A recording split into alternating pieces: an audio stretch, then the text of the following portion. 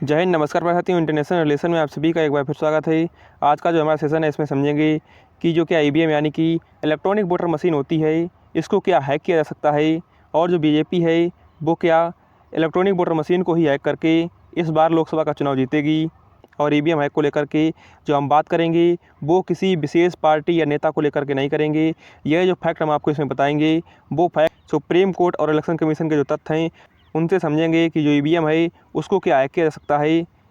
देखिए, 18वीं लोकसभा यानी कि लोकसभा 2024 का जो चुनाव है इसकी डेट का ऐलान हो चुका है, जिसमें 2024 वाले जो लोकसभा के जो चुनाव हैं वो 7 चरणों में होने हैं, जिसमें पहला चरण 19 अप्रैल से शुरू होगा और लास्ट चरण 7वां चरण वो 1 जून को समाप्त हो जाएगा।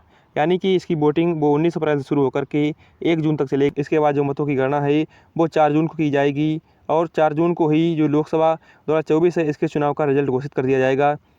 और इसी से तय हो जाएगा कि 2024 में फिर दोबारा पीएम मोदी प्रधानमंत्री बनेंगे या कोई नया विपक्षी नेता इस चुनाव को जीत जाएगा। और जो ये लोकसभा चुनाव है इसमें भी पिछले 2 बार की तरह इस बार वोट डालने के लिए इलेक्ट्रॉनिक वोटर मशीन यानी कि ईवीएम का प्रयोग होगा। और मैंने आपको पहले ही बता दिया, इस वीडियो में हम जानेंगे कि जो इलेक्ट्रॉनिक वोटर मशीन है इसके हैक होने का जो दावा है वो कितना सच और कितना झूठ है। देखिए, इंडिया में चुनाव में यूज होने वाली जो ईवीएम मशीन है इसका जो निर्माण है वो भारत इलेक्ट्रॉनिक लिमिटेड और इलेक्ट्रॉनिक कॉर्पोरेशन ऑफ इंडिया ने मिलकर के किया है। और इस मशीन का जो कंट्रोल है वो इलेक्शन कमीशन ऑफ इंडिया के पास रहता है। और जब ईवीएम मशीन का प्रयोग नहीं होता था तो इससे पहले जो वोट डाले जाते थे वो बैलेट पेपर से डाले जाते थे। जो बैलेट पेपर की सबसे बड़ी जो समस्या थी वो थी, जब बैलेट पेपर से वोट डाले जाते थे तब बाहुबली नेता और गाँव के मवाली गुंडे जो दूर दराज इलाकों के जो पोलिंग बूथ थे उन पर जाकर के बूथ की कैप्चरिंग कर लेते थे। इसके अलावा जो मतदान पेटी होती थी उनमें फर्जी तरीके से वोट भर देते थे। और इसी समस्या से निपटने के लिए जो इलेक्शन कमीशन है इसने इलेक्ट्रॉनिक वोटर मशीन का भी यूज किया है। और इलेक्ट्रॉनिक वोटर मशीन जो बैलेट पेपर है ज़्यादा कैपेबल और पारदर्शी है। इसके अलावा हर एक चुनाव में 10,000 टन जो मतदान पत्र हैं उनका यूज होता था और इसी यूज को कम करने के लिए इस बार ईवीएम का प्रयोग हुआ है। और ईवीएम से जो मतों को गिनने में समय लगता है वो भी बैलेट पेपर से जो काउंटिंग होती है वोटों की उनसे बहुत ही कम है। देखिए, सबसे पहले जानते हैं कि जो इलेक्ट्रॉनिक वोटर मशीन ईवीएम होती है ये कैसे काम करती है। देखिए, ईवीएम मशीन में कुल 3 यूनिट होती हैं, जिसमें जो पहली यूनिट है इसको कहा जाता है कंट्रोल यूनिट, और जो दूसरी यूनिट होती है इसको कहते हैं बैलेट यूनिट, और जो तीसरी यूनिट होती है इसको कहते हैं वीवीपैट। और जो कंट्रोल यूनिट होती है यही जहाँ पर मतदान होता है, जो उस पूरे मतदान केंद्र का जो मतदान अधिकारी होता है उसके पास यही कंट्रोल यूनिट वाली मशीन होती है। जिसमें कुल 4 सेक्शन होते हैं, जिसमें सबसे ऊपर डिस्प्ले होता है और ये इसके नीचे बैटरी का सेक्शन होता है। इसके बाद रिजल्ट बटन होता है। इस बटन को दाबते ही जो डिस्प्ले है इसमें डाले गए वोटों का जो रिजल्ट है वो इस डिस्प्ले में प्रदर्शित हो जाता है। इसके अलावा यही बैलेट सेक्शन है जिसमें टोटल बटन और बैलेट बटन होती है। और देखिए, जो ईवीएम की दूसरी यूनिट होती है इसको कहते हैं बैलेट यूनिट।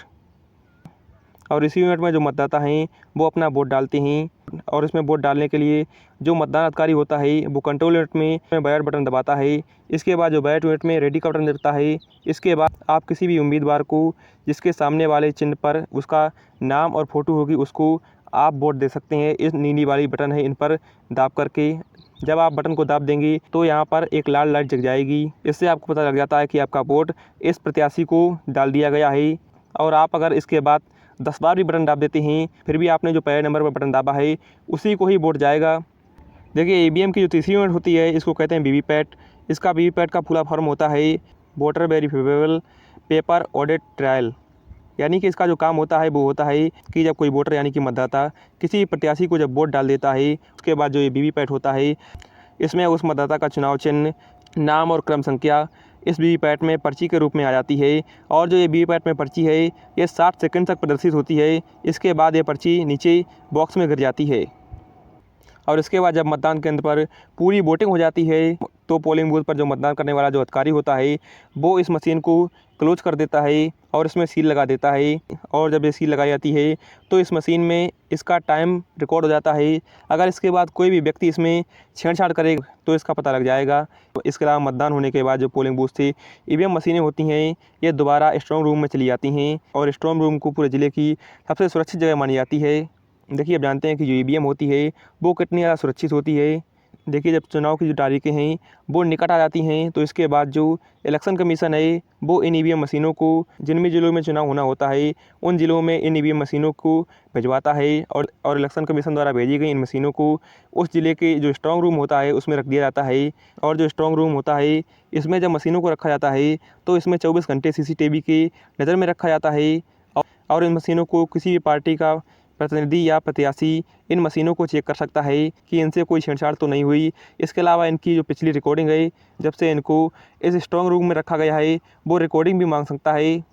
इसके अलावा ज़िले का जो स्ट्रॉन्ग रूम होता है जब चुनाव होना होता है उसके एक दिन पहले जो ये इलेक्ट्रॉनिक वोटर मशीनें होती हैं इनको पोलिंग बूथ पर मतदान अधिकारियों द्वारा पहुंचाया जाता है, जिसमें इनको पूरी सुरक्षा के साथ पैरामिलिट्री के जो जवान होते हैं जिसमें BSF, CISF और CRPF के जवान शामिल होते हैं, इनकी सुरक्षा में इस वोटर मशीन को मतदान केंद्र तक पहुँचाया जाता है। और जब तक वोटिंग नहीं हो जाती है तब तक वहाँ की सुरक्षा व्यवस्था देखने के लिए जो पैरामिलिट्री के जवान होते हैं ये वहीं पर मौजूद रहते हैं।